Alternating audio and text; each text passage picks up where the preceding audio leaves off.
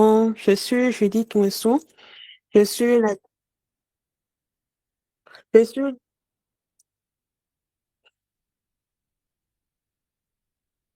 je suis l'actuel leader du programme Discutons Dev de Python Bénin et je suis la modératrice du panel de ce soir. Et ce soir, je suis avec Monsieur Briand et Monsieur Eddy. Je vais laisser Monsieur Eddy se présenter après Monsieur Briand et nous allons rentrer dans le vif du sujet et je vais vous expliquer un peu comment le panel va se passer. Monsieur Eddy, la parole est à vous. Merci beaucoup. Bonsoir à tous.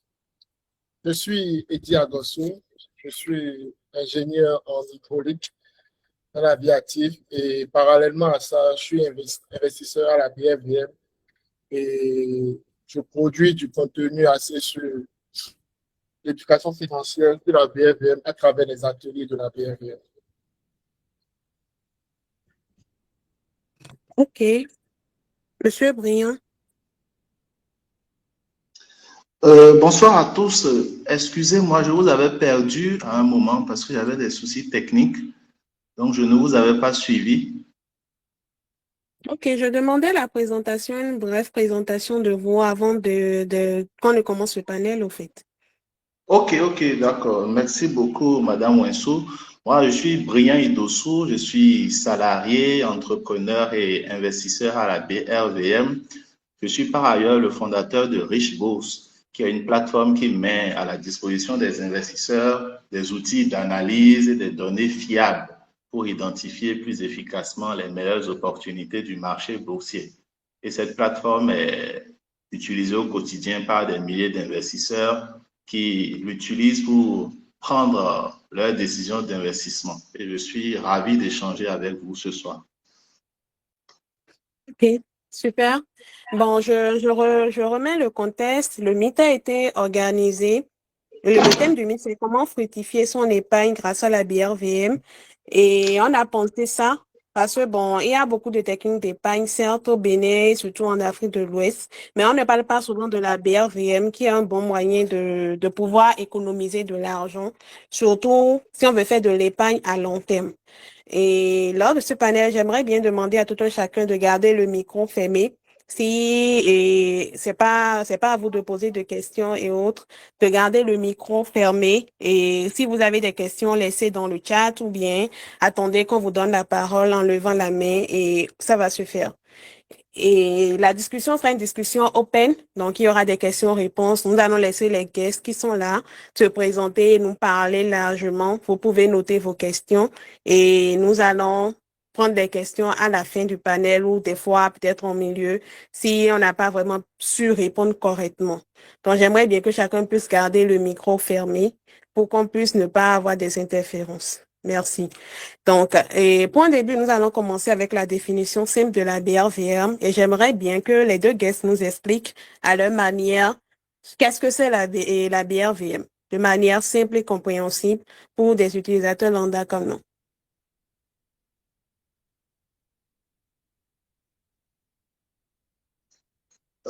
Bon, je peux démarrer, hein?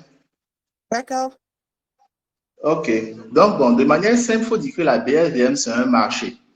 Mais contrairement au marché que nous connaissons où l'on trouve des tomates, des pailles ou d'autres produits, à la BRVM, on trouve plutôt des produits financiers comme les actions et les obligations.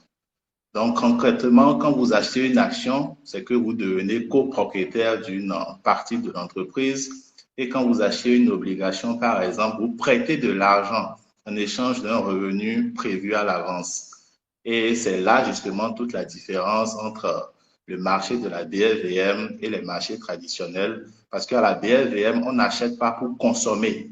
On achète plutôt pour investir et pour faire travailler son argent.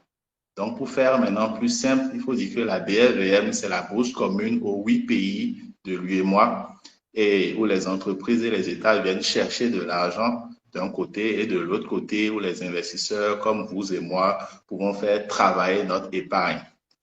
Et il faut retenir un point important, c'est que la BLVM n'est pas réservée aux riches. C'est un outil accessible à toute personne, même avec des moyens modestes qui veut faire travailler son argent. Donc, voilà un peu ce que je peux dire de manière brève sur la BRVM. Ok, merci beaucoup, Brian. Nous allons écouter Eddie. Ok, tout d'abord, je voudrais savoir si, comment on appelle, le mythe est enregistré. Oui, le mythe est enregistré. Ok, d'accord, super. Je pense que M. Richard a déjà tout dit par rapport à la BRVM de Massé de façon simple. Je dirais que d'abord, la BRVM, pour le définir, c'est la bourse régionale des valeurs mobilières de l'espace de l'UEMOA. L'espace de l'UEMOA qui compte 10 pays, le Bénin, le Togo, le Mali, le Sénégal, la Côte d'Ivoire, la Guinée et le Niger. Bon, si je n'ai pas oublié un pays, je pense que ça fait les 8 pays. Et c'est ensemble qu'on a un marché commun. Et ça s'apparente au marché de Dantopa. Je prends l'exemple du marché de Dantopa, comme il a bien dit, où il y a des produits, des gens qui viennent acheter des produits et d'autres le vendent et tout, des produits vivriers, cosmétiques et tout.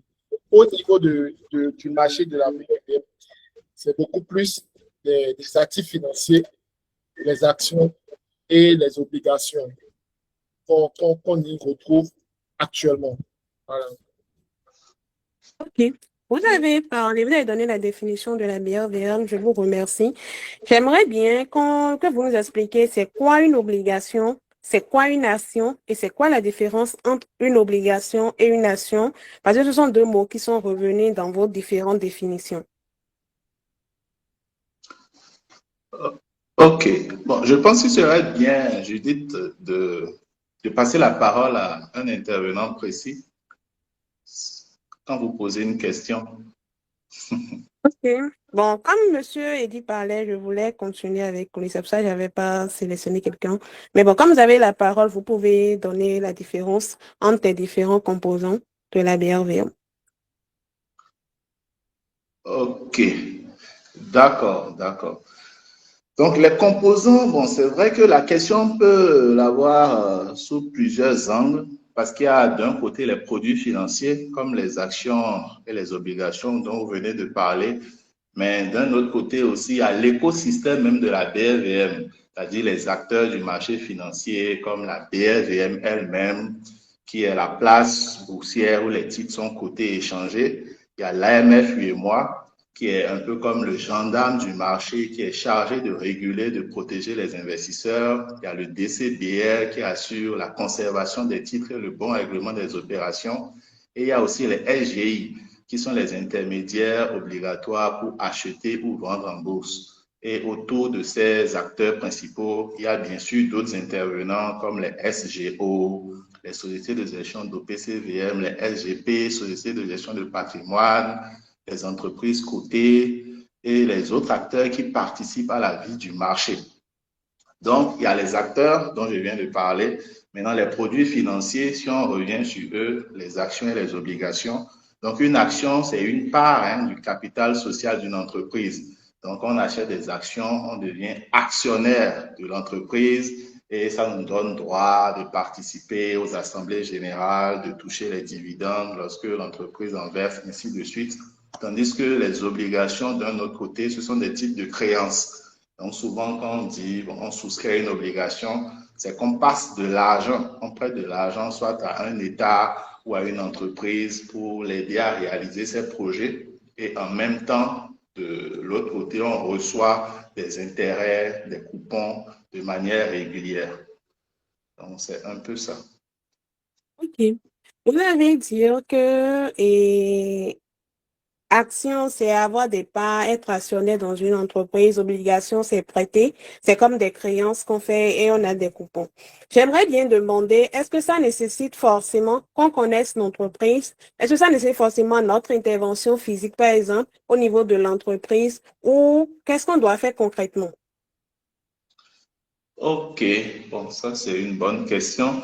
Déjà, pour investir sur le marché boursier, il faut avoir un compte titre dans une société de gestion et d'intermédiation. Donc, il y en a 39 au niveau de la BLVM. Il y en a par exemple 5 au Bénin. Il y a la LGI Bénin, Africa Bourse, AGI Bénin, United Capital for Africa et BFS. Donc, la première étape déjà, c'est d'avoir un compte. Donc, lorsque vous avez un compte, à partir de ce compte, surtout si vous êtes en gestion libre, vous pouvez passer vos ordres d'achat, que ce soit pour acheter des actions ou pour acheter des obligations. Donc, de manière très simple, c'est comme ça que ça se passe. Avoir un compte et ensuite passer ses ordres de bourse pour acquérir les produits, ces produits financiers-là. Donc, bien entendu, il ne faut pas... Bon, aujourd'hui, avec la bourse en ligne, on peut faire les opérations de chez soi, de sa maison. Au début même, bon, il y a 10 ans, comme ça encore, on passait les ordres par mail. Mais maintenant, grâce aux plateformes que les LGI nous offrent, on peut directement se connecter, passer nos ordres nous-mêmes. Donc déjà, on n'est pas obligé d'être présent physiquement. Je peux être au Bénin, acheter des titres de toutes les entreprises cotées à la BLVM qui sont réparties dans tous les pays de l'UEMOA. Donc, je peux acheter des actions de la Société ivoirienne de banque, par exemple, de BOA Côte d'Ivoire, de BOA Sénégal, ainsi de suite, depuis le confort de ma maison. Donc, je n'ai pas besoin de connaître le DG ou connaître quelqu'un à l'intérieur de ces entreprises-là avant de devenir actionnaire. Merci. Donc, on n'a pas besoin de se déplacer, on note ça. Et j'aimerais bien demander à Eddie, entre actions et obligations, que conseillez-vous à un débutant qui veut rentrer sur le marché de la BRVM? Qu'est-ce qu'on doit acheter quand on est au début? Ok, quand on est au début, ce qu'il faut acheter, je pense que au niveau de cette question, les deux actifs, on peut les acheter. Tout dépend en fait de la personne et comment on appelle, de son profil et de comment elle se projette en fait. Si par exemple c'est une personne qui ne souhaite pas du tout se former par exemple, ou bien prendre des risques pour se former, pour comprendre comment on achète une action, comment on fait des opérations, comment on analyse une entreprise et tout, bon, il peut décider en fait d'acheter uniquement des obligations. Là, il emprunte de l'argent à l'État ou bien à une entreprise privée, des grandes entreprises qui viennent chercher de l'argent pour soutenir leur projet ou bien pour soutenir le budget de l'État. Donc, il peut emprunter à l'État, se contenter de prendre des coupons de 6% à 6% en moyenne sur des obligations et tout, et voilà, ne plus rien faire. Là, c'est une décision.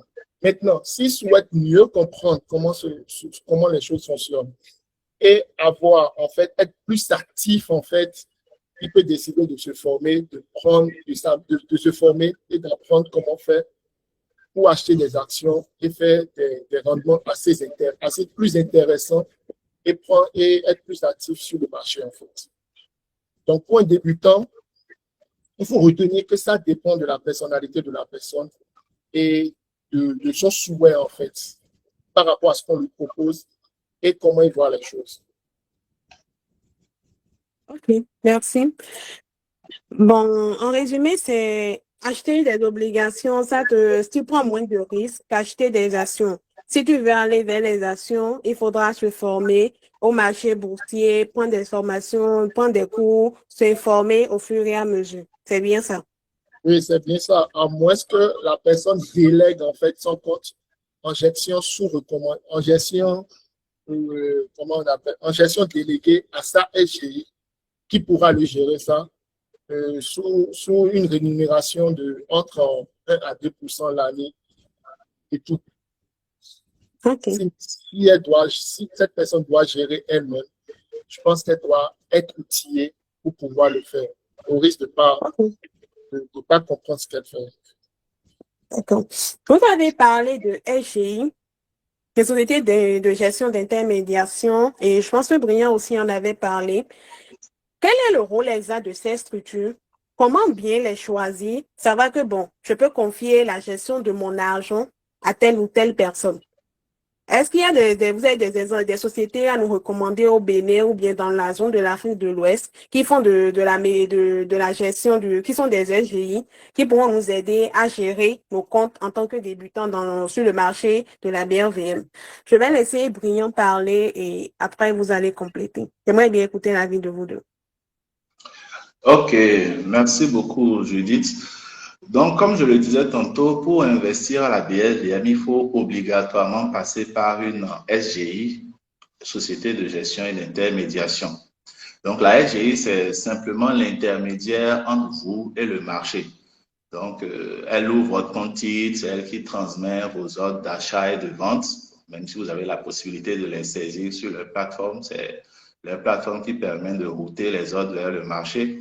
Et elle peut aussi vous accompagner selon son niveau de service. Donc, autrement dit, la SGI, c'est vraiment votre porte d'entrée vers la bourse. Maintenant, comment bien choisir une SGI? Il y a plusieurs critères essentiels.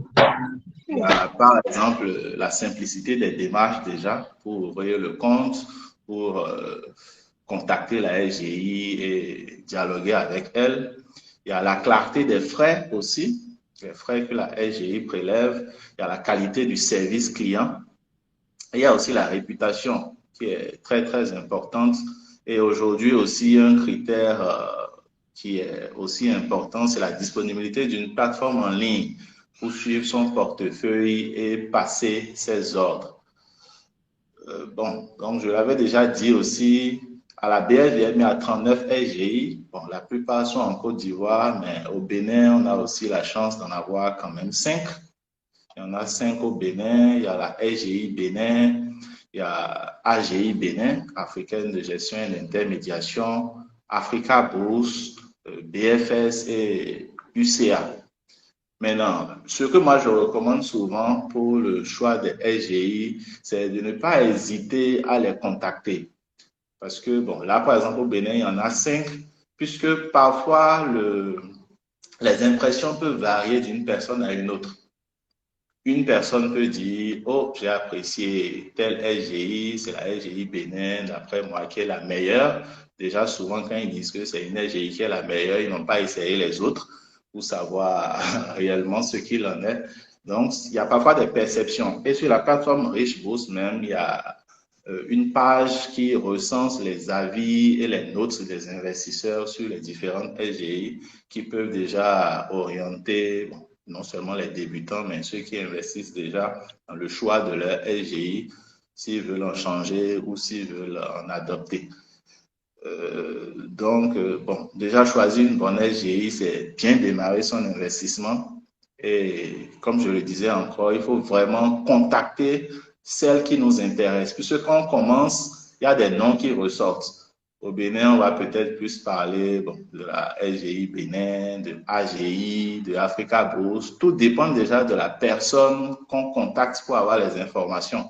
Puisque la personne ne peut nous renseigner que par rapport à ce qu'elle-même, elle connaît, par rapport aux expériences qu'elle a. Donc, les SGI, leurs tarifs sont différents, leurs services sont différents, mais étant des sociétés commerciales, elles se font de la concurrence et elles essayent aussi de s'améliorer toutes pour pouvoir attirer plus de clients et fournir de meilleurs services.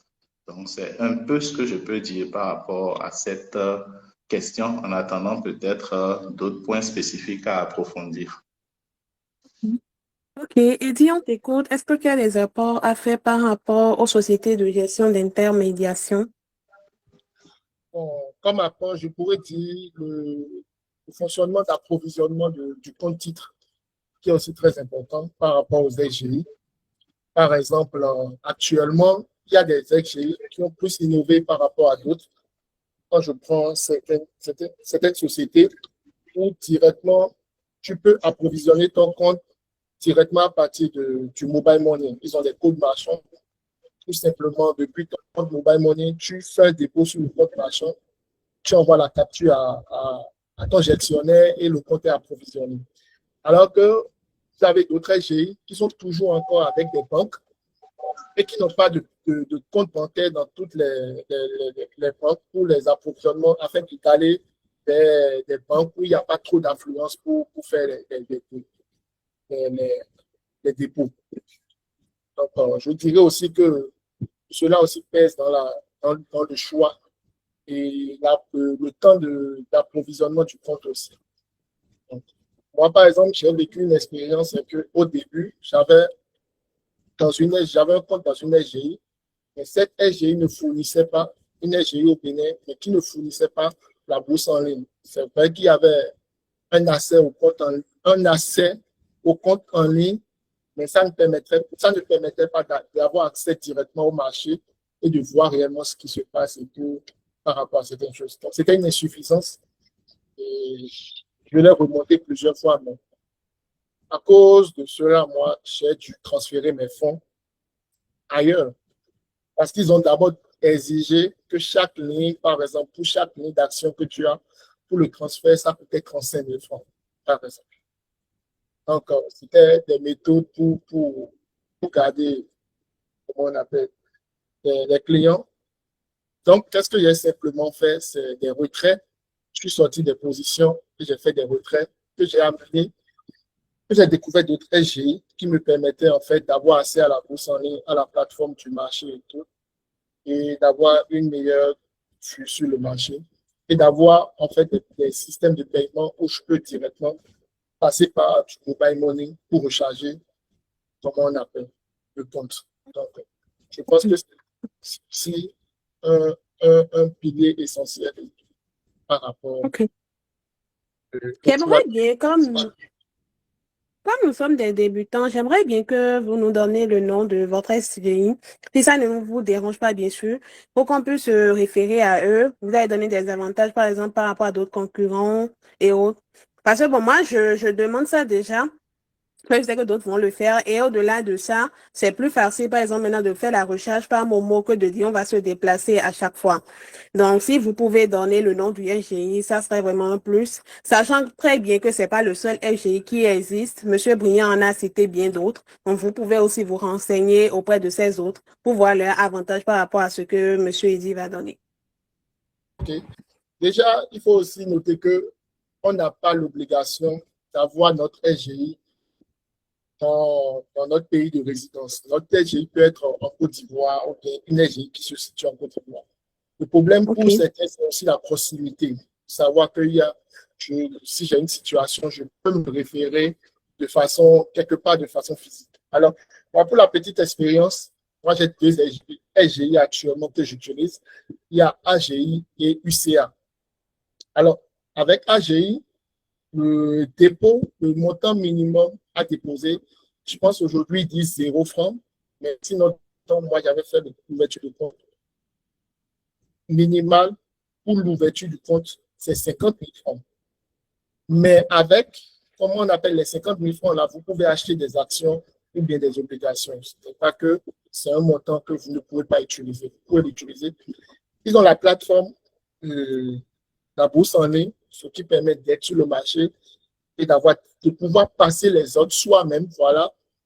Alors que ceux qui n'ont pas la plateforme, la bourse en ligne, c'est-à-dire vous envoyez des mails pour envoyer vos ordres et tout, et demander est-ce que c'est validé, est-ce que tel temps, si vous voulez annuler, envoyer des mails et tout, donc c'est compliqué.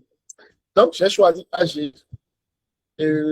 Aussi, AGI, pour le moment, ils n'ont pas encore le système de mobile money, mais eux, ils ont des comptes bancaires, en fait, dans toutes les banques comment on appelle, du Bénin. Donc, pour faire un approvisionnement, généralement, tu essayes d'aller dans des, comment on appelle, dans des banques où tu sais qu'il n'y aura pas d'affluence, pour ne pas trop tarder lors des approvisionnements et tout. Et généralement, quand moi je fais des approvisionnements, au bout de 24 heures, ou bien, oui, au bout de 24 heures, le compte est crédité. Voilà mon retour d'expérience sur AGI. Alors, UCA, l'ouverture de compte, c'est à partir de 100 000 francs. Et UCA a, comment on appelle, une plateforme et aussi le mobile money avec ses petits cash et, comment on appelle, un code marchand, MTN aussi. Tu peux faire des dépôts pour approvisionner les comptes. Donc, voilà un peu mon retour d'expérience sur 2 SGI au Bénin. Et je voudrais dire que à AGI a une application où tu peux te connecter directement à ton compte, mais UCA ne l'a pas encore. Donc, c'est un peu ce que je peux dire par rapport aux SGI que j'ai déjà utilisés. Voilà. Donc, je ne voudrais pas parler de dire le nom de la SGI où il n'y a pas de plateforme et tout. Il ne faudrait pas que cela soit perçu comme, comme on appelle un avis négatif de ce truc-là. Voilà. Ok, merci beaucoup pour le partage. Et je vais demander à Brian, on va parler argent maintenant. J'aimerais bien qu'on parle un peu argent. Vous allez parler d'approvisionnement de comptes, données d'ordre. J'aimerais bien qu'on commence par l'approvisionnement de comptes. Combien il faut avoir? On est au Bénin, on est salarié, on veut se lancer dans la BRVM. Combien il faut avoir minimum en poche après avoir une idée? Ok, merci Judith. Bon, déjà, le premier message à faire passer, c'est qu'il n'est pas nécessaire d'être riche pour commencer.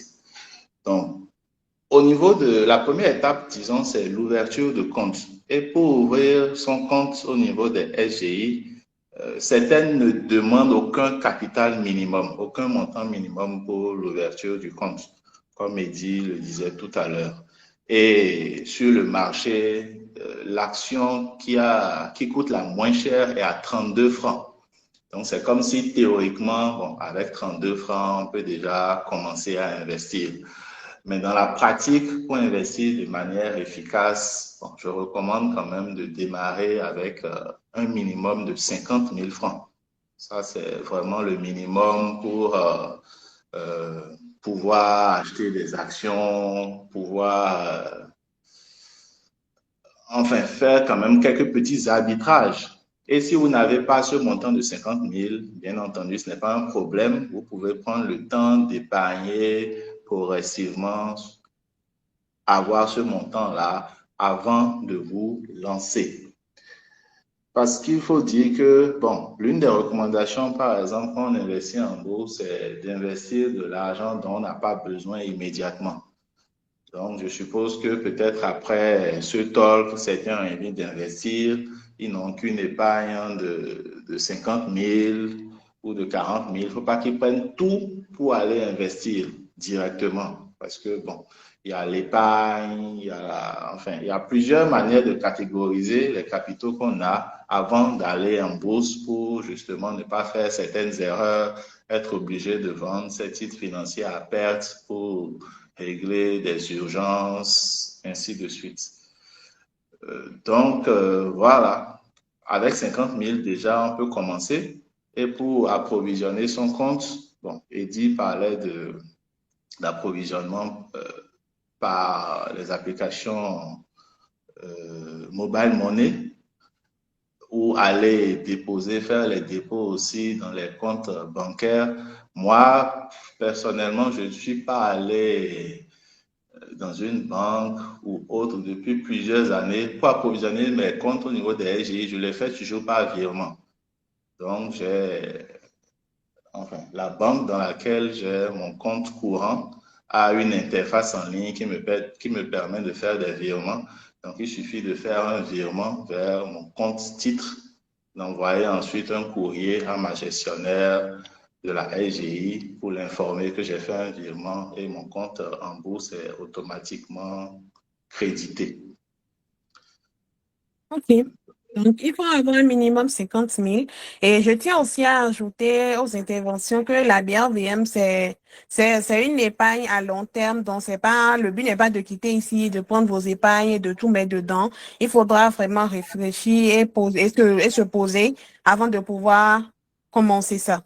Maintenant, vous avez parlé de 50 000. OK, j'ai 50 000. J'ai fait la création de compte. J'ai approvisionné mes comptes. Quelle est la fréquence à respecter pour pouvoir approvisionner les comptes? Est-ce que je crédite mes comptes toutes les semaines ou bien c'est quand j'ai la possibilité de créditer ou bien c'est par semaine, il faut le faire? Est-ce qu'il y a une obligation par rapport à ça? J'aimerais bien que Eddy nous réponde par rapport à cela. Alors, je dirais que c'est, comment on appelle, il faudra l'illustrer comme une boule de neige, en fait. Une boule de neige qui roule, c'est-à-dire c'est un petit truc, et au fur et à mesure qu'elle roule, en fait, ça grossit, en fait. Ouais. Donc, l'essentiel, quand on commence avec 50 000 ou bien avec un petit montant, ce n'est pas de s'arrêter uniquement à ce montant et se dire, bon, voilà, je vais faire des performances incroyables avec cela. Non. Le but, c'est de commencer avec ce petit montant et d'être régulier dans un système d'approvisionnement pour permettre au compte ou bien pour permettre à son portefeuille de grandir. Voilà, c'est le mot de grandir et de grossir. Parce que 10% de 1 million et 10% de 10 millions, ça ne donne pas le même résultat. Vous voyez? Donc, quand on a un compte, par exemple, de 50 000 ou bien d'un montant donné, il faut regarder sur la base de ses revenus et de son épargne, qu'est-ce qu'on est prêt à mettre de côté en termes d'investissement à la bourse. Ça peut être par mois, ça peut être par trimestre, ça peut être par semestre, ça peut être annuel. Donc, ça dépend aussi de la façon dont, comment on appelle, les revenus viennent. Si c'est mensuel, on peut décider, par exemple, moi, je suis salarié et chaque mois, je dépose un montant fixe sur mon compte titre. Chaque mois. Et je l'ai déjà fait. Et c'est une discipline, en fait, pour moi, de le faire. Si j'ai un montant qui est supérieur avec une autre activité, je le mets sur le compte. Et comme ça, je permets à mon compte, en fait, de grandir, d'avoir plus d'actions et d'avoir une valorisation plus importante à l'avenir. Donc, c'est aussi, pour le faire aussi, c'est de se projeter à long terme. C'est-à-dire, on n'investit pas pour un an, je dirais, on investit pour des années, sur 10 ans, sur 15 ans, sur 20 ans, et avec des objectifs, en fait. C'est-à-dire, il ne s'agit pas d'ouvrir un compte titre parce qu'on veut ouvrir un compte titre. Parce que avant, qu'est-ce que nos parents faisaient? Quand nos parents commençaient par travailler, en fait, systématiquement, le premier réflexe qu'ils ont, c'est d'acheter un terrain dans la bourse à 200 000, 250 000, 300 000 et tout. Et ils achètent plusieurs terrains comme ça. C'est-à-dire quand ils ont des moyens, tout le temps, d'autres achètent des terrains et tout. Et quand vient l'approche de la retraite, où un enfant veut aller à l'étranger pour étudier, ou bien comment on appelle, des situations de santé viennent, ou bien la retraite est proche, c'est là les parents commencent à avoir certains terrains qui ont pris de la valeur dans le temps pour pouvoir résoudre ces situations-là. Donc, c'est un peu, en fait, une similitude, en fait. Aujourd'hui, les terrains, par exemple, les prix de tes terrains évoluent très vite aujourd'hui. Donc, donc d'autres sont aussi un peu réticents à acheter des terrains aussi.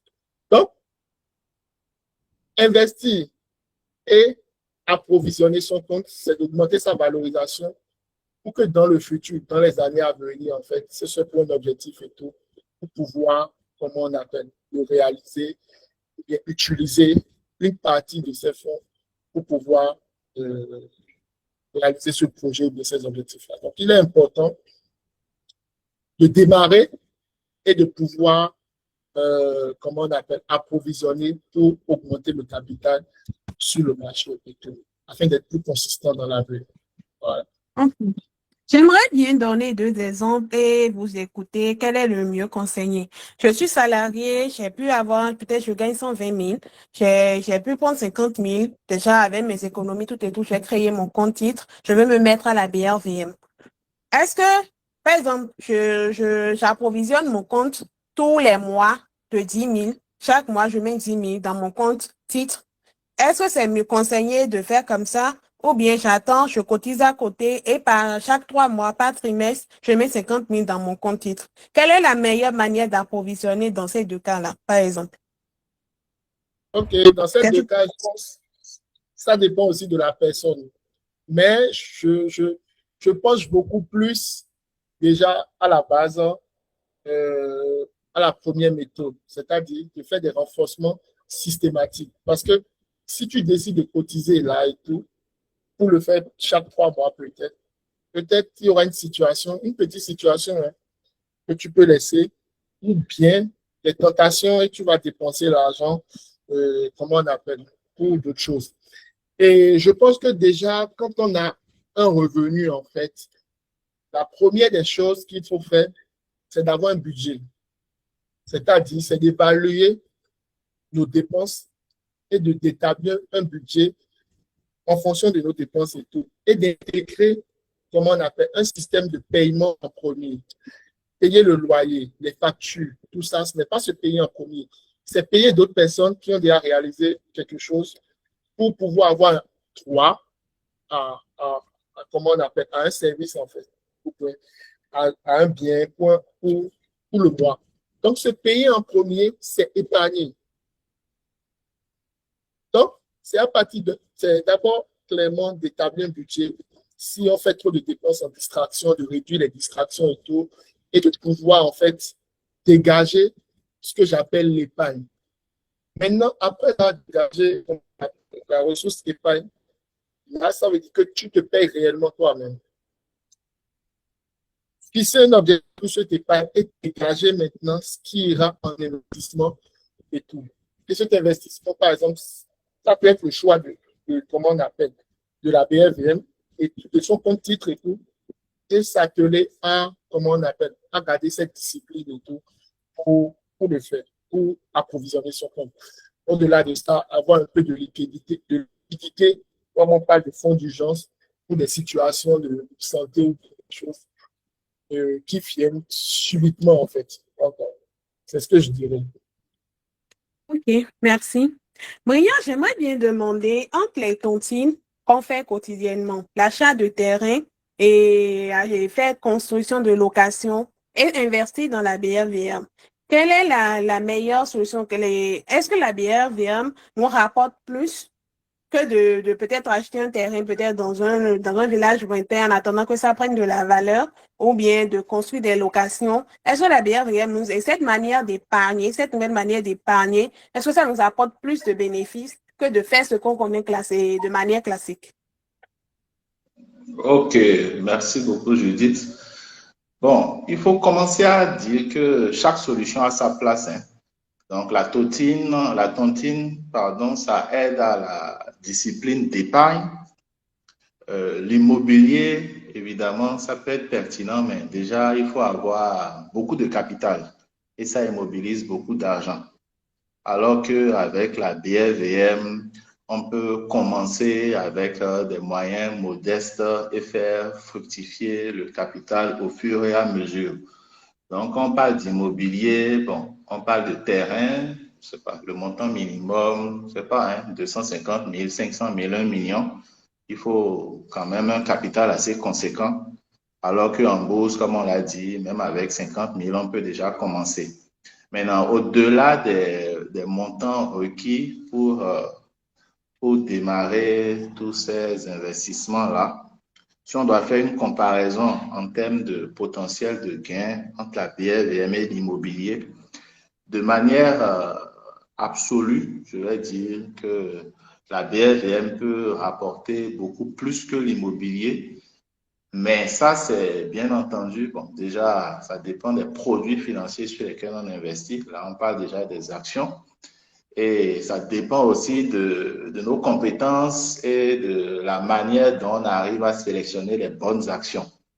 Donc, pour dire que sur notre marché, l'année dernière seulement, il y a des actions dont les cours ont été multipliés par 2, par 3, alors qu'avec l'immobilier, ce n'est pas possible. Mais dans le même temps, parfois aussi, les cours des actions sont aussi divisés par 2 et par 3. Donc, ce n'est pas pour laisser croire que les choses sont faciles, mais c'est pour donner un peu les possibilités. Donc, la BRVM aussi, en fonction de la manière dont on investit, il y a plusieurs stratégies d'investissement. Pour ceux qui sont des rentiers, ceux qui investissent dans la rente pour avoir des dividendes de manière régulière, on peut un peu comparer ça à un investissement immobilier.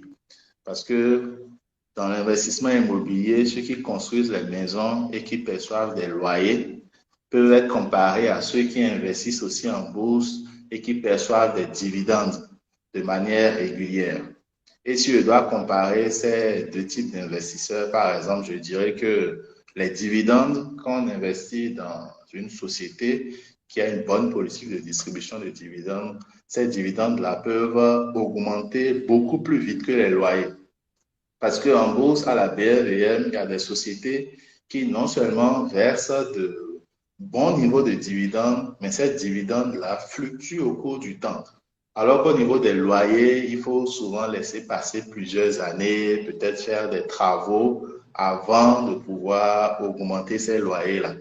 Et bon, il y a les risques d'impayés, les locataires, un locataire part pendant plusieurs mois, la maison est vide, il y a un manque à gagner, ainsi de suite. Bon, bien entendu, en bourse aussi, parfois des sociétés qui étaient bonnes il y a 5 ans, qui versaient bien les dividendes, après ont des problèmes aussi, n'arrivent plus à en verser. Donc, les dividendes peuvent également être coupés. Donc, pour résumer un peu mes propos, déjà, pour la tontine, c'est pertinent pour ceux qui ont du mal à épargner. Donc, ça leur permet de développer leur discipline d'épargne, d'avoir un peu d'argent de côté qu'ils peuvent après utiliser pour réaliser leurs projets et éventuellement même pour investir en bourse. Bon, il y a la banque aussi, dont on n'a pas parlé, mais que je cite quand même, qui permet quand même d'avoir de la liquidité de manière quasi instantanée et qui apporte une certaine sécurité aussi. Donc déjà, la banque, c'est mieux de déposer son épargne en banque que de le laisser sous le matelas. Parce que là-bas, déjà, il y a les 3,5% d'intérêt. Donc l'immobilier qui peut être pertinent pour ceux qui ont déjà un certain niveau de capital. Et enfin, la bourse qui offre la possibilité d'avoir la hausse des valeurs de nos titres, ce qu'on appelle la plus-value, et aussi des revenus réguliers, ce qu'on appelle les dividendes.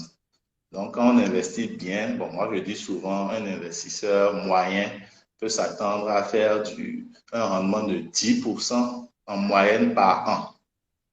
Donc, s'il investit 100 000 francs, il peut s'attendre à gagner 10 000 francs par an. Maintenant, bon, avec l'intérêt composé, c'est 10 000, même s'il ne touchait pas l'année qui suit, ça fait 110 000 francs, ça fait 11 000 d'intérêt, ainsi de suite.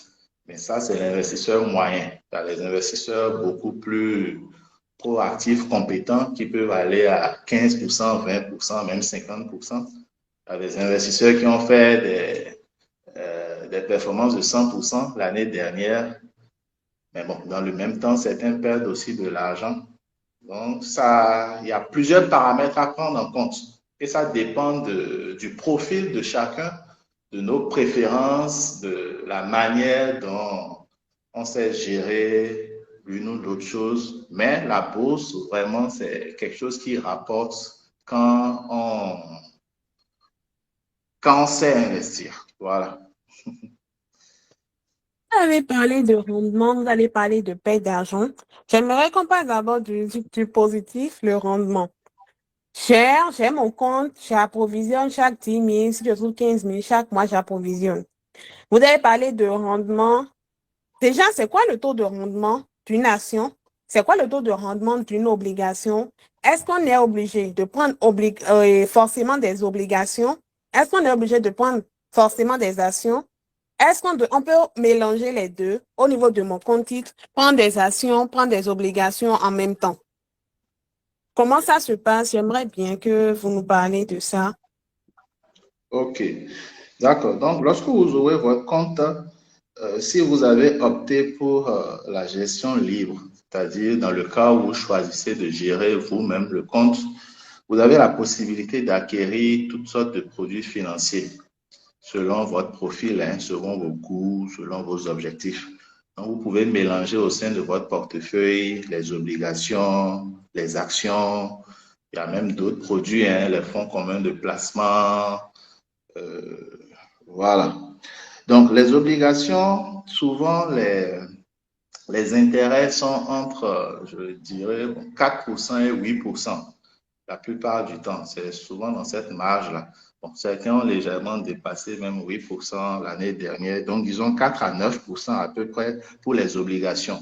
Maintenant, avec les obligations, ce qui est bien, c'est que le taux d'intérêt est connu à l'avance, puisque quand une société lance un emprunt obligataire, dans la note d'information qui est publiée, il y a toutes ces informations-là. Le montant recherché, le taux d'intérêt, la période de versement, toutes les informations sur les obligations sont connues à l'avance. Et le coût unitaire d'une obligation, c'est à 10 000 francs. Donc, pour les actions, par contre, c'est assez variable. Voilà, c'est ce que je vais dire, c'est assez variable. Déjà, une action, par exemple, une action, vous pouvez l'acheter à 1000 francs, peut-être en début d'année, et à la fin de l'année, l'action sera déjà à 2000 francs, par exemple. Donc là, ça vous ferait un rendement de 100% uniquement sur la plus-value si vous revendez les actions à 2000 francs. Si je fais fi des frais, bien entendu. La même action achetée à 1000 francs en début d'année peut se retrouver aussi à 500 francs en fin d'année. Et vous auriez aussi perdu 50% de votre investissement. Donc là, vous voyez que bon, c'est le choix, la manière dont on choisit même l'action qui est très importante. Maintenant, si je dois aller plus loin, l'action achetée à 1000 francs en début d'année qui va à 2000 francs en fin d'année peut l'année suivante revenir encore à 1000 francs. Donc, tant que vous n'avez pas vendu à 2000, quand ça revient à 1000 francs, c'est comme si vous n'avez rien gagné en termes de plus-value. Et pareillement aussi, l'action qui était à 1000 francs, qui part à 500, si vous ne vendez pas à 500, ça peut remonter à 1000 francs, aller même à 1500. Donc, c'est pour ça que certains voient que les actions sont un peu plus risquées à cause de cette volatilité-là. Mais ça, c'est la première manière de gagner de l'argent avec les actions. Et c'est, bon, je ne vais pas dire c'est difficilement prévisible, mais c'est variable selon la société dans laquelle on a investi. Donc, je ne peux pas, par exemple, dire que quand on investit dans les actions, on peut avoir 5%, 10%, 15%, 20% de manière garantie. Ça dépend de la société, ça dépend du moment où vous avez acheté les actions et de plein d'autres paramètres. Maintenant, à part le côté plus-value qui se concrétise, se matérialise quand on vend une action qui a monté, ainsi de suite, il y a aussi le côté dividende. Donc, les dividendes, ça, ce sont des revenus un peu plus passifs et plus ou moins plus prévisibles aussi. Donc, la même action achetée à 1000 francs, peut-être que cette société-là, dans sa politique de versement de dividendes, elle baisse par exemple 10%, je vais dire, de ses revenus. Et les 10%, ça fait 100 francs. Donc, vous avez acheté l'action à 1000 francs, on vous laisse 100 francs de dividendes par action. Et ça, ces 100 francs-là, vous recevez ça automatiquement sans avoir à vendre votre action. De manière passive, vous recevez les 100 francs. Et l'entreprise peut par exemple décider l'année qui suit d'augmenter les dividendes. De 100 francs, il passe à 120 francs, il passe à 140 francs, ainsi de suite. Donc, sur notre marché, il y a des entreprises qui, en moins de 10 ans, ont triplé, quadruplé le montant des dividendes qu'ils versaient. C'est-à-dire que l'entreprise qui versait peut-être 100 francs de dividendes il y a 10 ans, aujourd'hui verse 400 francs de dividendes. Donc, les 1000 francs que vous aviez acheté pour l'action vous rapporte aujourd'hui 40% de rendement. Donc, c'est vrai que à l'oral comme ça, c'est pas toujours évident pour un débutant de bien cerner toutes ces notions-là. Et c'est ce qui effraie parfois les gens et les retiennent de venir sur le marché de la bourse. Mais si vous commencez à investir, ces notions-là deviendront beaucoup plus claires. Et avec quelques exemples concrets, on vous montre sur les graphiques comment ça fonctionne. On vous montre un tableau de répartition de dividendes, d'évolution au fil des années. Ça peut vous permettre de mieux comprendre ces notions-là et de mieux les apprécier. OK. J'aimerais bien, et j'ai une question déjà, avant qu'on ne continue. C'est par rapport au rendement dont vous êtes en train de parler. J'ai investi mes 1000 francs en début d'année Oui. L'entreprise dans laquelle j'ai investi a dit qu'on aura à la fin de l'année, et à la fin de l'année, peut-être ça a valu 2000 francs. Donc, en plus des 2000 francs, j'aurai chaque mois les dividendes qui sont versés par l'entreprise, c'est ça, en plus de la valeur à la fin de l'action que j'ai acheté. C'est les deux j'aurai. Ou bien c'est seulement les dividendes j'aurai. En fait, l'entreprise, par exemple, peut dire, moi, je verse mes dividendes le 25 mai. Donc, tous ceux qui détiennent l'action le 25 mai vont percevoir les dividendes. Si vous aviez déjà vendu vos actions avant le 25 mai, vous n'allez pas les percevoir. Si vous ne les aviez pas non plus, vous n'allez pas les percevoir. Donc, c'est un peu comme ça que ça fonctionne. Les dividendes sur notre marché sont, bon, pour la plupart, hein, quasiment maintenant, c'est devenu une norme. Toutes les sociétés qui font ces dividendes le font une seule fois par année, à une date précisée bien à l'avance. Donc, si vous OK. achetez, je reviens sur l'exemple de 1000 francs, si vous achetez l'action à 1000 francs en début d'année, en janvier par exemple, l'entreprise informe déjà qu'elle va verser ses dividendes en mai. Si vous avez toujours votre action en mai, vous percevez peut-être les 100 francs de dividendes et vous pouvez choisir maintenant de vendre votre action en juin ou autre. Peut-être que le cours serait à ce moment-là à 1200, 1500, 800, 700. Et vous pouvez bénéficier des deux, mais pour bénéficier du dividende en particulier, vous devez détenir l'action le jour du versement de dividende. Ou bon, on appelle ça le jour de la cotation S-dividende. OK. Donc, quand on a des actions, c'est deux choses. Tu reçois des dividendes de la part de l'entreprise et tu peux vendre ton action plus cher que ce que tu as eu acheté ou moins cher que ce que tu as eu acheté. Par contre, tes Exact. obligations, Par contre, tes obligations, c'est fixe. Quand tu achètes une obligation, l'entreprise vous dit, vous qui m'avez prêté de l'argent, vous serez payé à chaque fin d'année avec des intérêts de 7%. Donc, si tu as investi 1000 francs, tu as 7% de rendement et c'est fixe. Il n'y a pas de dividende, il n'y a pas de vente. Ou bien, est-ce qu'on ne vend pas les obligations? Oui, c'est possible aussi de vendre les obligations, mais bon, le marché des obligations n'est pas aussi liquide que celui des actions, mais c'est possible de vendre les obligations aussi. Donc, les cours des obligations fluctuent aussi légèrement, hein. C'est toujours autour des 10 000 francs du prix acquis sur le marché primaire. Donc, ça fluctue aussi. C'est possible de le faire. Mais bon. OK. Bon, j'aimerais bien demander à Eddie de nous aider. Je pense que c'est M. Brien qui a parlé. J'aimerais demander à Eddie de nous aider par rapport au secteur. Aujourd'hui, vous êtes sur le marché boursier. Vous avez déjà eu à investir et autres. Quel secteur nous conseillez-vous pour pouvoir démarrer à investir? Quels sont les secteurs que vous connaissez, peut-être qui sont moins risqués, ou bien sur lesquels la valeur des actions prennent rapidement, ou bien la valeur des obligations est beaucoup plus rentable? Ok, déjà, par rapport au secteur, déjà les obligations, en fait, on dit plus il y a de risques, plus le rendement est intéressant. Donc, les obligations, il n'y a pratiquement pas de risque. Le risque, c'est le défaut de paiement au niveau de l'État ou bien de l'entreprise qui a contracté la dette. Et généralement, ces deux entités s'assurent de toujours régler leur dette par rapport au truc. Donc, c'est des rendements assez fixes au niveau des obligations.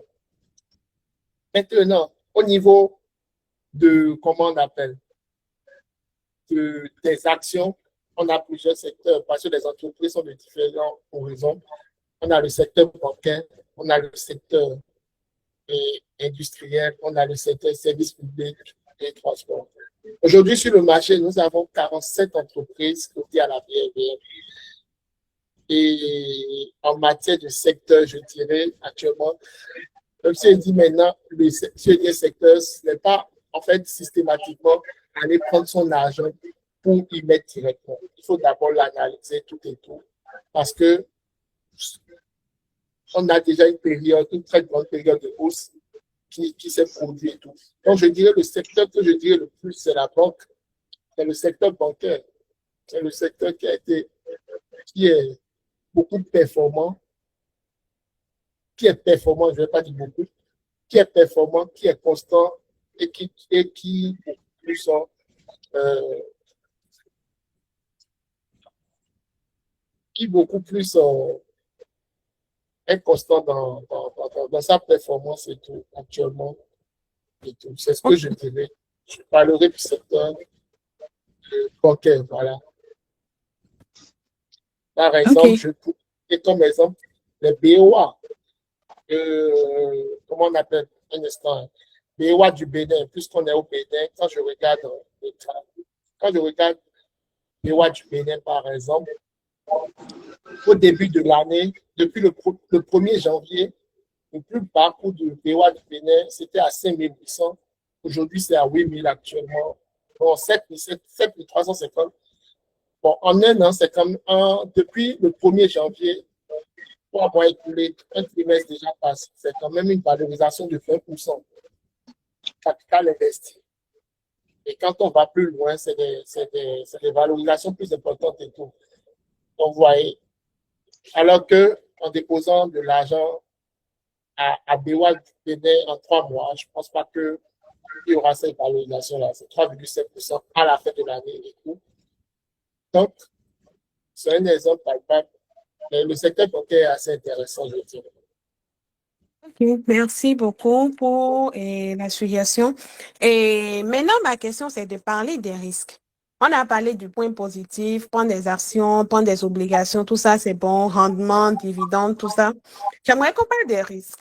Est-ce que vous avez eu cas, ou bien vous connaissez, depuis que vous êtes sur le marché de la BRVM, des boîtes dans lesquelles les gens ont entrepris, mais dans les secteurs dans lesquels les gens ont entrepris, où ils n'ont pas eu à la fin de l'année des rendements ou bien les dividendes n'ont pas été payés pour les actions. Est-ce que les gens ont eu des pertes? Est-ce que vous connaissez des cas de pertes? Et comment on doit procéder en cas de perte? Pour la Ok. question de perte, j'aimerais bien que vous nous éclaircissiez. Voyons. Ok, d'accord. Merci beaucoup pour la parole. Bon, il faut être très clair, hein. Investir en bourse comporte des risques. La valeur des actions peut baisser.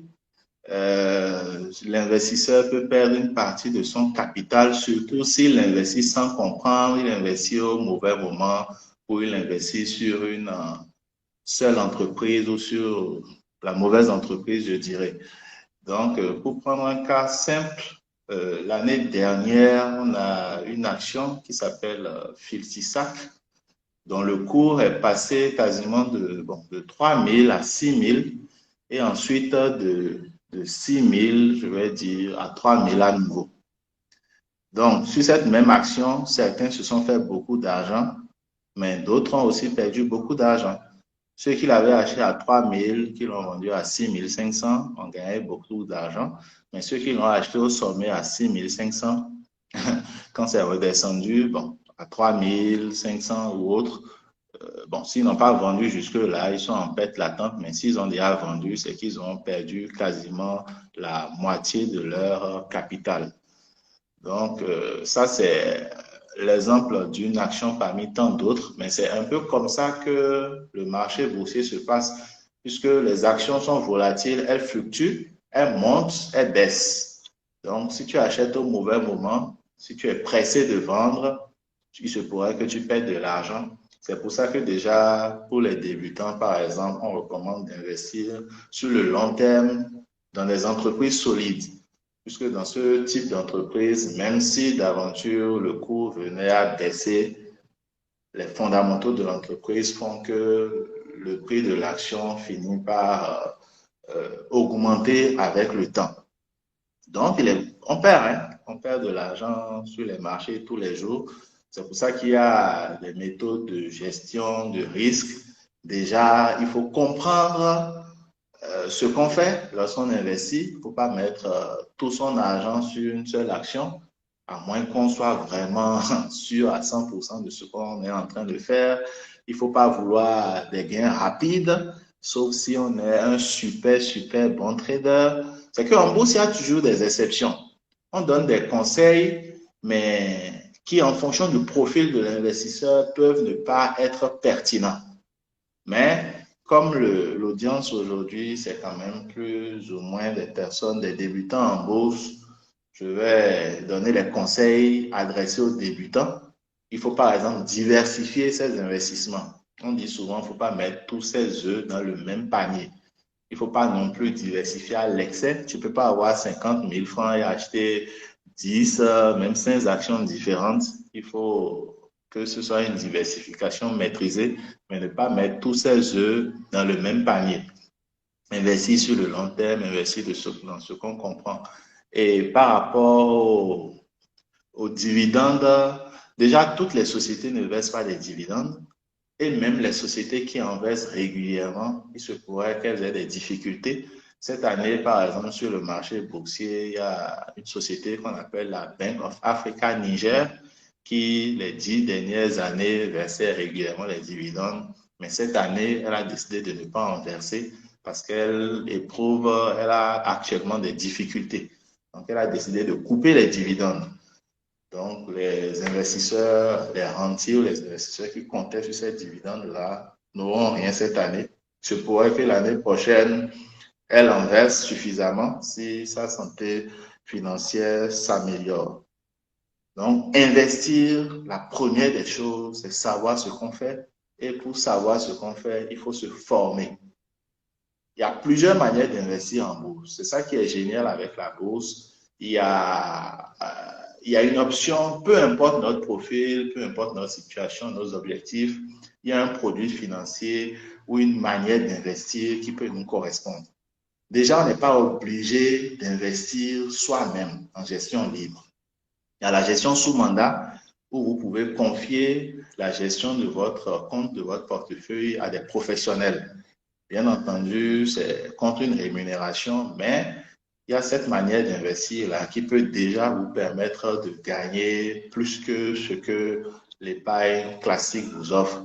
Il y a aussi la gestion à travers les produits communs, comme les fonds communs de placement, bon, à travers les sociétés de gestion d'OPCVM.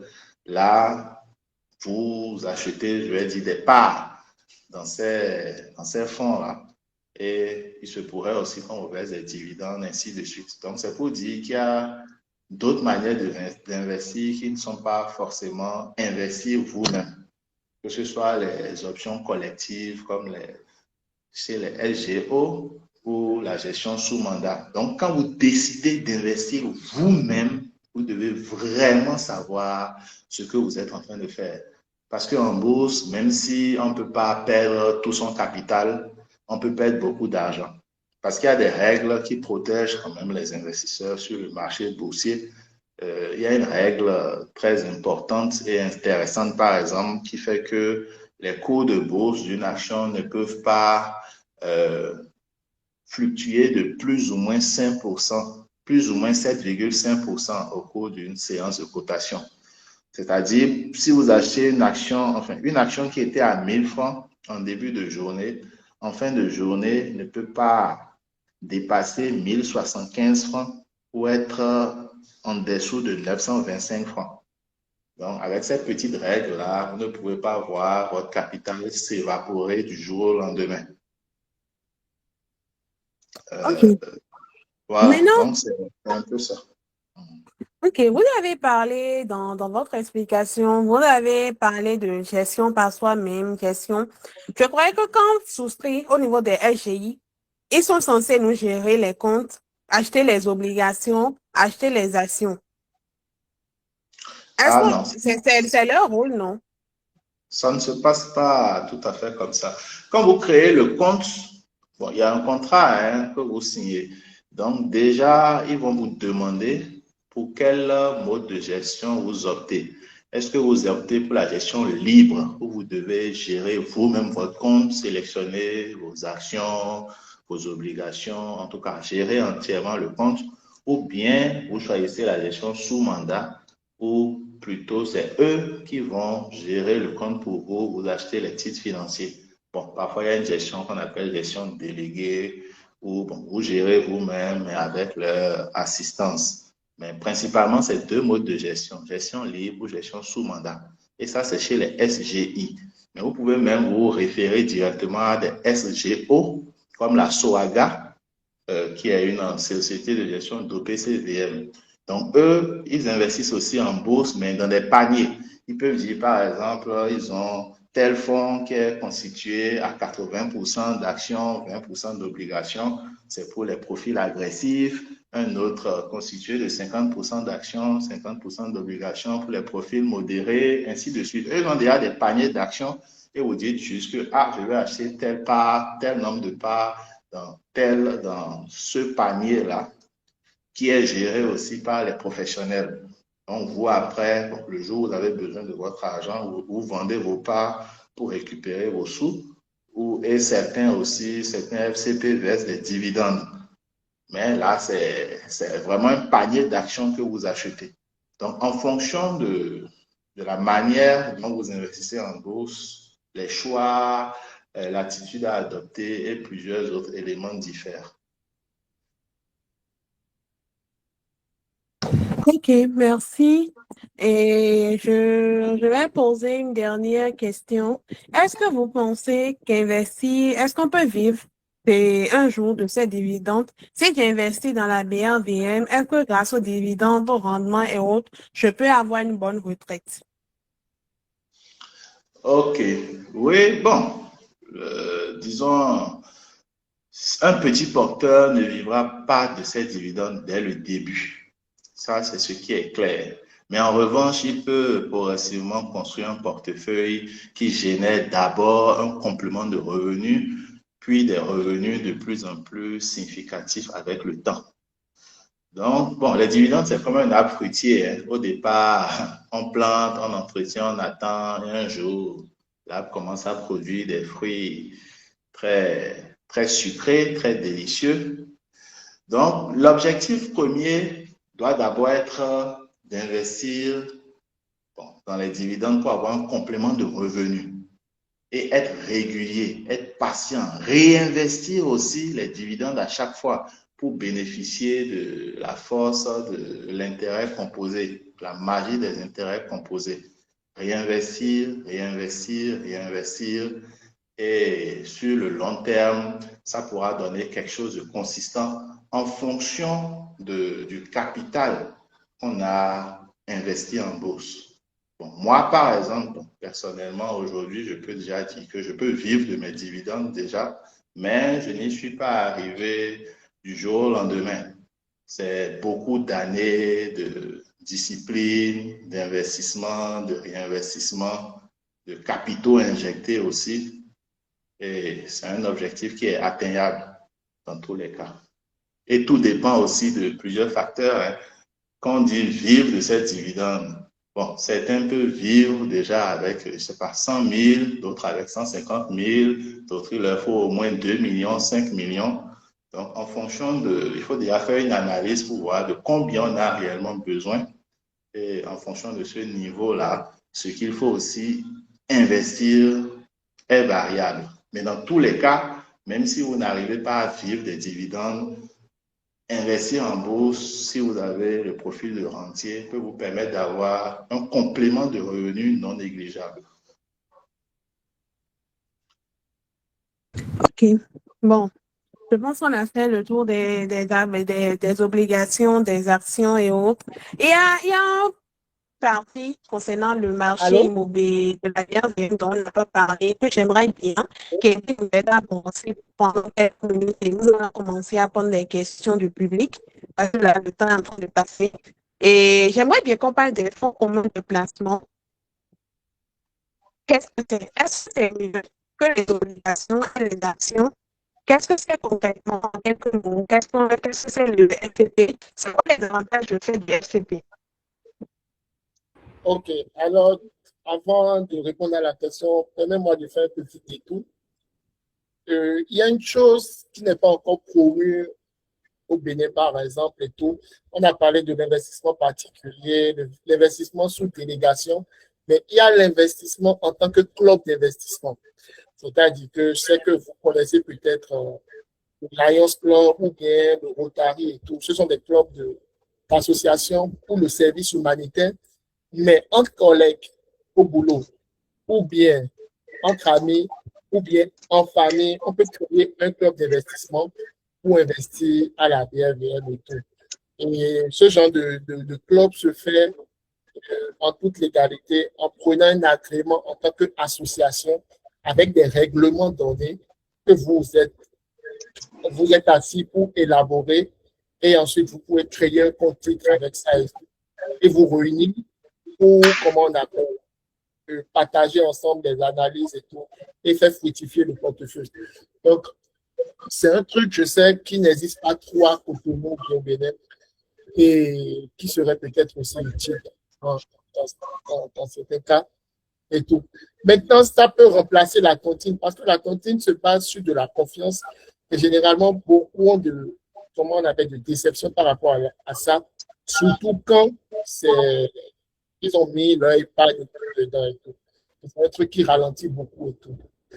Alors, la question de est-ce qu'on peut vivre de cette dividende ou bien, je dirais, est-ce qu'on peut vivre de ces investissements à la bourse? Je dirais que la question, pour cette question, il n'y a aucun doute qu'on peut le faire et que moi, je vois déjà des gens le faire, en fait.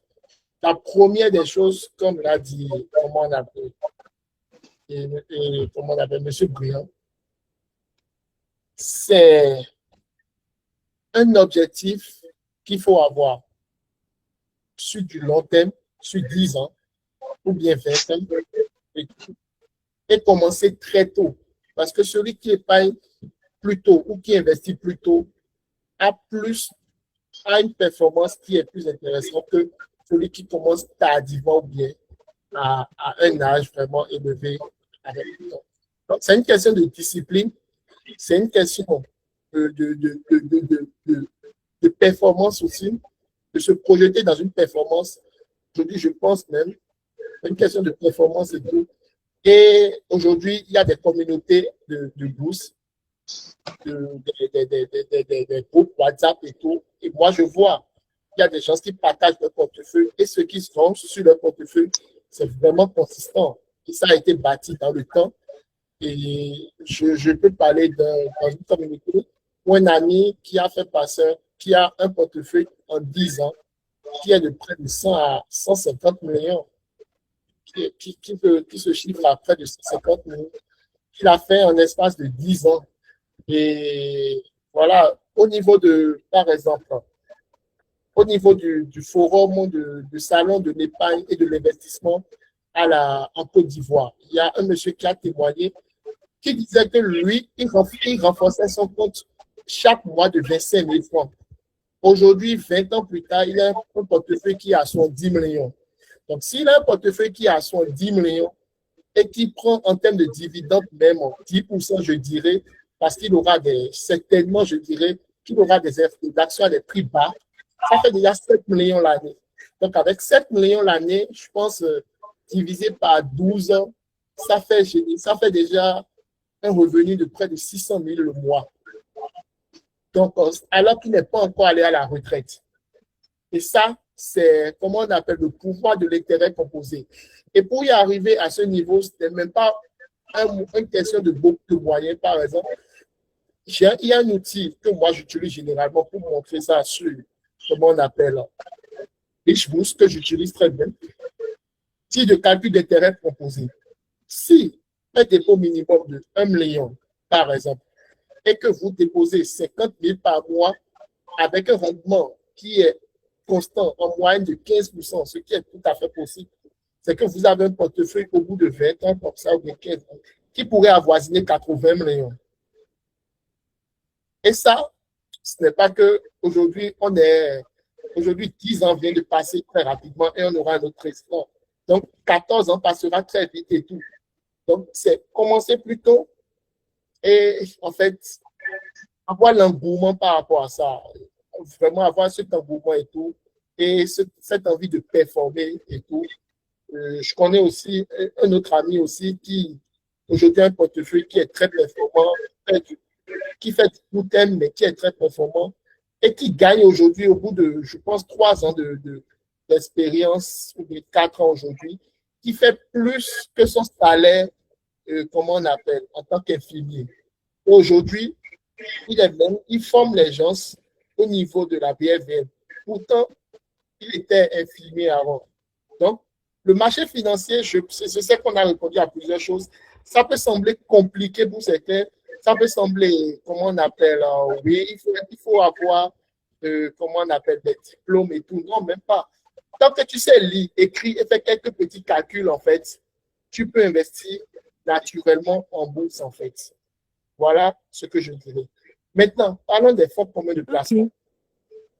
Personnellement, pour les fonds communs de placement, bon, pour la petite expérience que les gens disent et tout, moi, mais je n'ai pas encore fait une expérience des fonds communs de placement.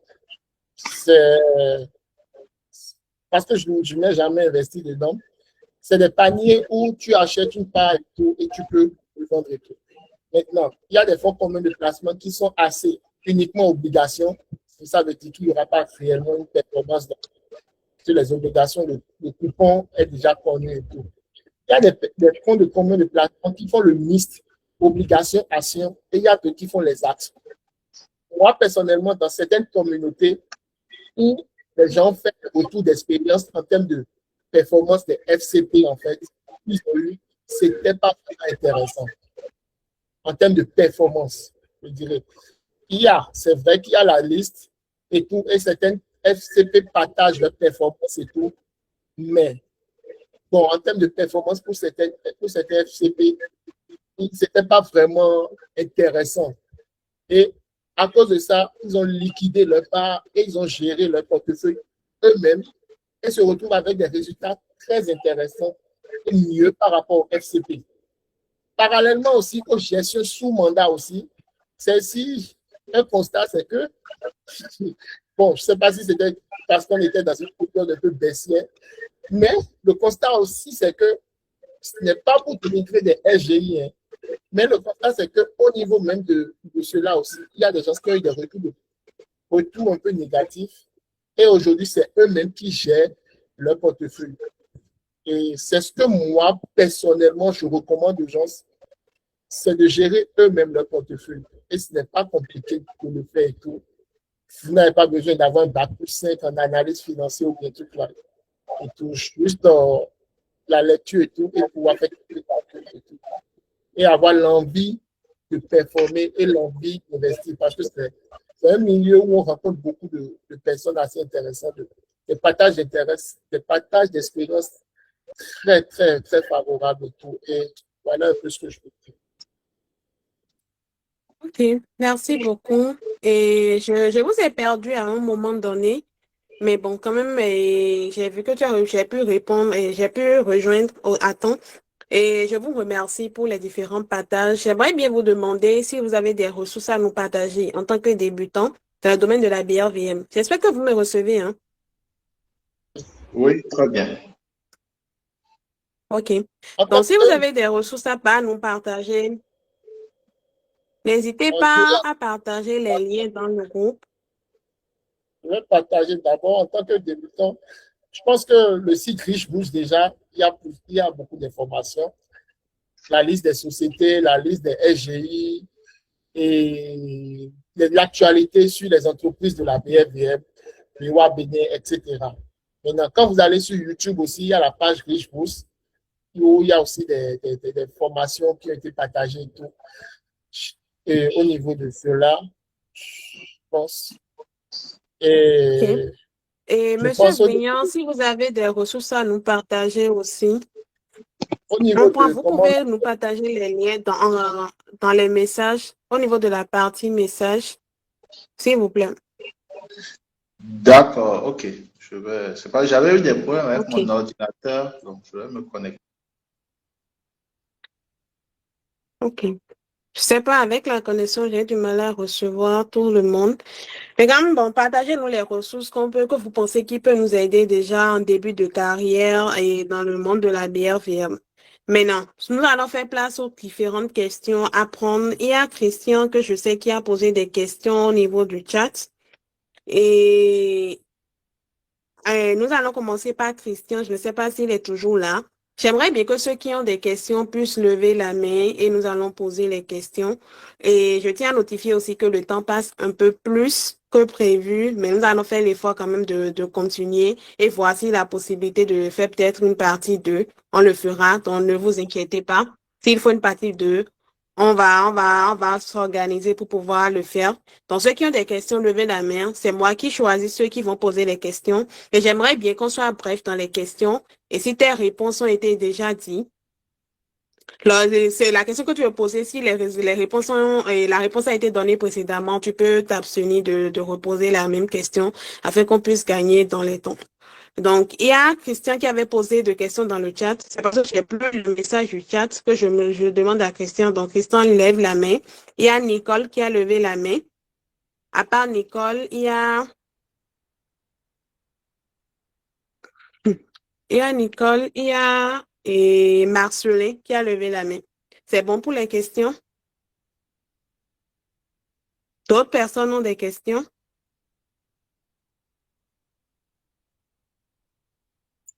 OK. C'est bon. Donc, ceux qui ont des questions, vous adressez directement la question à l'un des panélistes et il vous répond directement. Non, vous ne laissez pas les questions dans les chats. Vous allez ouvrir votre micro et parler quand je vais vous appeler. C'est pas Christian veut commencer. Tu adresses ta question directement au guest concerné ou bien à qui tu veux adresser la question et on te répond dans les plus brefs délais. Merci beaucoup. Christian, on t'écoute. Ok, bonsoir, merci pour la parole. Donc, je ne me rappelle pas du nom comment dire, de nos panélistes, vous m'en excusez, mais je vais adresser la question à celui qui peut répondre va m'aider à avoir plus d'éclaircissement. Donc, j'étais venu un peu en retard et la première des choses que je voudrais savoir, c'est déjà, est-ce qu'on a une application qu'on utilise pour s'inscrire et pour contacter, par exemple, un gestionnaire de compte. Donc ça, il faut déjà qu'on sache comment rentrer en contact avec le marché boursier. Si c'est pas une application, dites-nous où la télécharger. Si c'est un site, dites-nous quel site et où, comment s'inscrire, parce que je suis venu un peu en retard, j'ai pas suivi ça. Maintenant, l'autre chose, c'est que comme tu l'as mentionné plus tôt, moi, j'ai pas vraiment assez d'informations pour démarrer. Moi, j'aimerais faire une formation. Si vous pouvez me conseiller ou prendre cette formation-là, déjà, je serais content. Donc, voilà mes deux questions. Merci. OK, je vais laisser Brian répondre à cette question. Ok, d'accord. Merci beaucoup. Donc, déjà, par rapport à la prise de contact, je pense, avec les SGI, j'ai laissé dans le chat la liste des sociétés de gestion et d'intermédiation. Donc, vous pouvez les filtrer par pays. Vous avez normalement pour chaque SGI un contact et aussi la localisation si vous souhaitez vous rendre là-bas physiquement ou avec le nom même, vous pouvez faire des recherches supplémentaires pour les contacter sur les réseaux sociaux. Donc, après, maintenant, bon, chaque SGI a son application propre pour investir. Mais je pense que là, vous parlez déjà de la prise de contact. Donc, si vous allez sur la plateforme Richebourse, il y a la liste des SGI et leurs informations qui pourront vous aider à prendre contact avec ces sociétés-là. Et par rapport aux formations, je crois bien que Eddy Agosu, il forme. Et il y a aussi sur la plateforme SGE, Rich Bourse, toujours la liste de quelques formateurs en bourse que vous pouvez aussi contacter qui pourront mieux vous expliquer le fonctionnement de la bourse. Rich Bourse a une formation d'initiation uniquement qui vous permet de voir qu'est-ce que c'est que la bourse, pourquoi les cours des actions fluctuent, tout ça. Mais la formation ne va pas sur les méthodes d'analyse. Ça, c'est un côté payant. Donc, nous, on offre gratuitement la vulgarisation, je vais dire, une formation de vulgarisation sur la bourse. Donc, vous pouvez nous contacter après et on vous enverra cette formation-là. Donc, comment contacter les différentes personnes que vous avez mentionnées? Ellie, par exemple, est-ce qu'on contacte ici? Bon, là, j'ai laissé le contact de Rich Bourse dans le chat.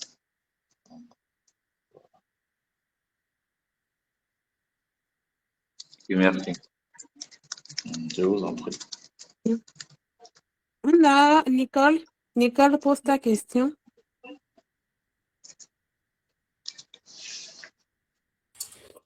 Oui, merci pour les interventions. de nos deux guests. Moi, j'ai, disons, deux questions. Ma première question, c'est de savoir, en ce qui concerne les obligations sur le marché, est-ce qu'on peut se retrouver dans des cas de figure où l'entreprise n'est plus en mesure de payer le prêt qu'il a fait? Et dans ces cas-là, comment ça se passe? J'attends la réponse ou je pose les deux questions.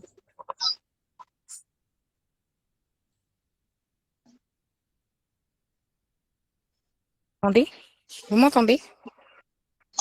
Oui, ok. Donc, j'enchaîne les questions après, qui pourra me répondre. Alors, à part ça, sur le critère du choix de l'entreprise où je veux investir, si je suis débutant, est-ce qu'il y a des critères pour choisir l'entreprise dans laquelle je veux investir, que ce soit acheter des actions ou des obligations? Et voilà, c'est les deux questions que j'ai pour le moment. Merci. Ok. Judith, ton micro est fermé. Oui, c'est Eddie qui répond. C'est à cause de ma connexion, j'essaie de rester. Je me bats vraiment avec la connexion actuellement. Ok, Eddie, tu peux nous aider à répondre aux questions de Nicole, s'il te plaît? Ok, je vais y aller. Alors, par rapport au défaut de paiement, au niveau d'une entreprise qui a emprunté de l'argent ou bien de l'État, bon, personnellement, il n'y a pas encore eu cette expérience, en fait, sur le marché. Personnellement, je n'ai pas encore vécu cette expérience et tout. Toutefois, quand une obligation est validée, en fait, il y a des assurances qui sont derrière cela aussi, qui sont assurées. Et il faut savoir aussi que c'est un système, en fait, le système des obligations au niveau de l'État et tout, c'est un système qui, qui contraint, en fait, beaucoup plus aux États ou bien les entreprises de ne pas avoir de défaut de paiement. Peu importe ce qui se passe, en fait, les États trouvent le moyen de rembourser leurs emprunts. Et c'est pour cela aussi les emprunts qu'ils font aussi, c'est ajuster, c'est étudier et tout pour être dans une situation de remboursement et tout. Sinon, comment on appelle le coût d'intérêt, la prochaine fois sera élevé et tout ça. Et voilà. Par exemple, je vais donner un exemple. On a, au niveau du Sénégal, actuellement, il y a depuis un moment une situation où il y a eu des dettes qui sont cachées. Et il fallait, quand ils étaient à une échéance de paiement comment on appelle, d'une partie de cette dette au niveau de l'international. Donc, ils ont eu recours à des obligations au niveau du marché pour pouvoir, comment on appelle, rembourser ces emprunts-là et tout, pour être dans un délai et ne pas subir, en fait, les coûts de risque ou bien, comment on appelle, une perte de confiance de leur signature de crédit, en fait. Voilà. Donc, il y a ça. Voilà, il y a cette. Donc, il n'y a pas vraiment de risque à se faire. Mais le risque zéro n'existe pas. Hein. C'est comme si tu achètes un terrain, tu te dis, bon, mon terrain, j'ai un TF et tout, je suis assuré, tout et tout, je ne pourrais pas avoir, comment on appelle, de risque, et l'État vient te prendre ton terrain pour, comment on appelle, pour utilité publique. Et voilà. Donc, au niveau de cette situation, il n'y a pas trop de soucis à se faire. Maintenant, au niveau de, comment on appelle, les actions, pour acheter une action, c'est comme je vais acheter un terrain. Quand je vais acheter un terrain, on me propose un terrain et tout, je ne me lève pas systématiquement pour aller remettre l'argent à celui qui me vend le terrain. Je vais visiter, je vais voir si c'est un emplacement stratégique, si, comment on appelle la zone, c'est une zone agricole ou bien c'est une zone qui est en cours de viabilisation. Je vais me renseigner à la mairie pour savoir si effectivement c'est le propriétaire, le réel propriétaire du terrain, tout ça. Donc, au préalable, je fais en fait une enquête et tout pour savoir et pour une analyse. Donc, de la même façon, quand on veut acheter des actions aussi, il faut analyser l'action.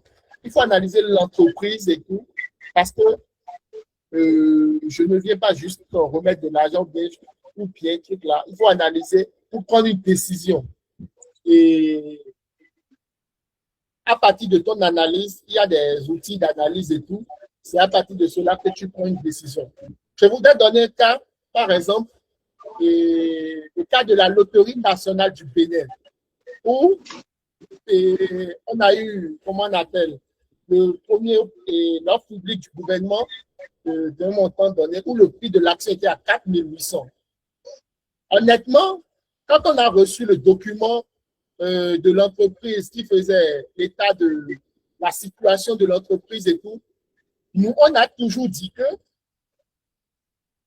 le coût de l'action de la Loterie nationale est cher.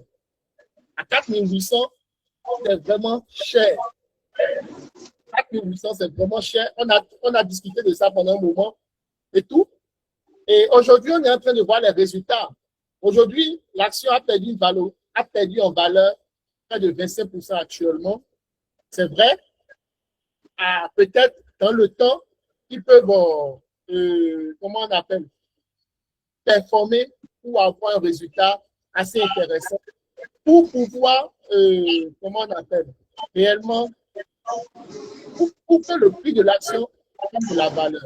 Mais sinon, c'est une action où je pense que ceux qui ont investi dedans actuellement sont en fait latentes.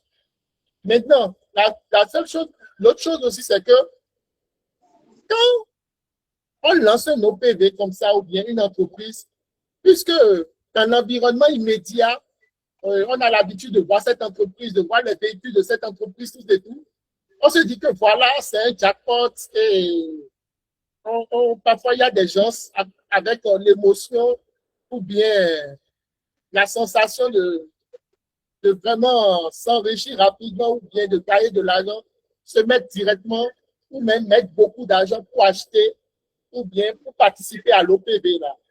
Et parfois, c'est vraiment bon. C'est vrai, il y a des OPV qui se sont bien passés, mais actuellement, pour la loterie nationale, pour ceux qui détiennent l'action, c'est vraiment chaud. C'est vraiment chaud. Donc, si vous avez analysé, par exemple, avec des outils qui leur ont montré que voilà, avec ce scénario, telle chose, en fait, et comment on appelle, ce n'est pas soutenable pour le moment, en fait. Voilà. Mais pourtant, bon, les fonds sont déjà encaissés maintenant. Voilà, il faut patienter pour ceux qui sont dedans et tout. C'est un exemple de tout. Et voilà. Ok, merci beaucoup, Eddy. On va prendre la question de Marcelin. Marcelin, on écoute ta question. Si je peux intervenir rapidement. Ok, bon, on t'écoute rapidement. Disons que le temps nous fait pression un peu. Oui, en fait, bon, par rapport au défaut de paiement pour les obligations, c'est vrai que ce sont des cas exceptionnels, mais c'est déjà arrivé une fois en janvier 2022. Il y a l'État du Mali qui n'avait pas pu payer les échéances des obligations à cause des sanctions qui étaient imposées par l'UEMOA et la CEDEAO au lendemain du coup d'État.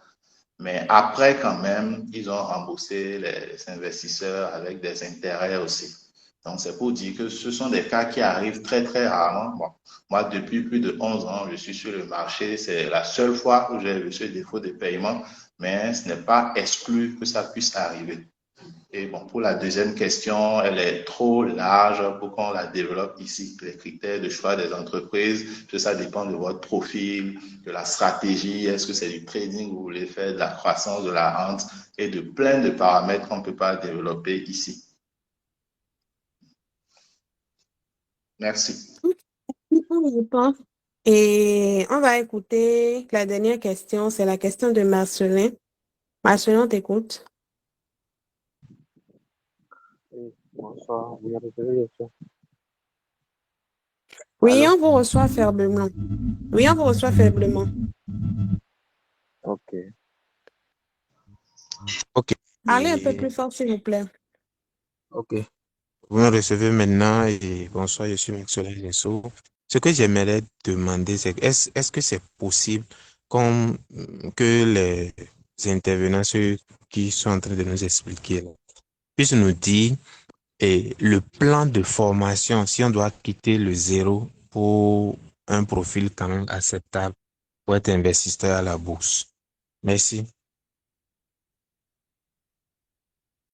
Ok, bon, pour cette question, je pense qu'ils ont laissé leur contact. Il y a Eddie qui fait des formations, vous pouvez le contacter. Ils ont laissé leur numéro WhatsApp.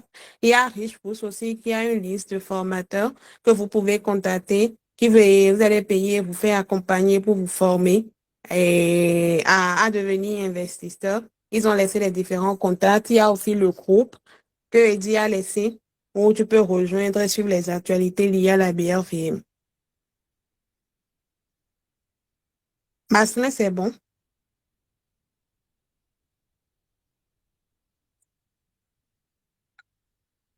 Recevez, tu es là. Oui, c'est bon, Edith. Merci. Merci beaucoup. Oui, oui, c'est bon. Merci beaucoup. OK. Bon, on est à la fin. On est à la fin du panel. Je vous remercie tout un chacun d'être resté jusque-là. On a vu que le sujet vous a vraiment intéressé. On est ravis que vous soyez restés jusqu'à la fin. Je tiens à remercier les différents panélistes, en tout cas les deux guests, Monsieur Brignan et Dochou et Eddie Agossou, d'avoir pris de leur temps pour nous éduquer par rapport à la BRVM. Et on espère fortement que vous allez vous lancer vraiment dans cette nouvelle manière d'épargner. Et la replay, beaucoup ont demandé si il y aura une replay sur la chaîne de Python Bénin. Abonnez-vous là-bas. On publie souvent les mythes, les panels qu'on fait au niveau de la communauté. Donc, sur YouTube, il y a la chaîne de Python Bénin sur laquelle vous pouvez voir la replay au cas où vous aurez besoin de réécouter ce qui a été dit pour vous lancer. S'il n'y a pas d'autres apports, nous sommes vraiment à la fin du panel. On vous remercie et je demande à l'équipe du discutant Dev de rester en ligne pour un débrief. Merci beaucoup.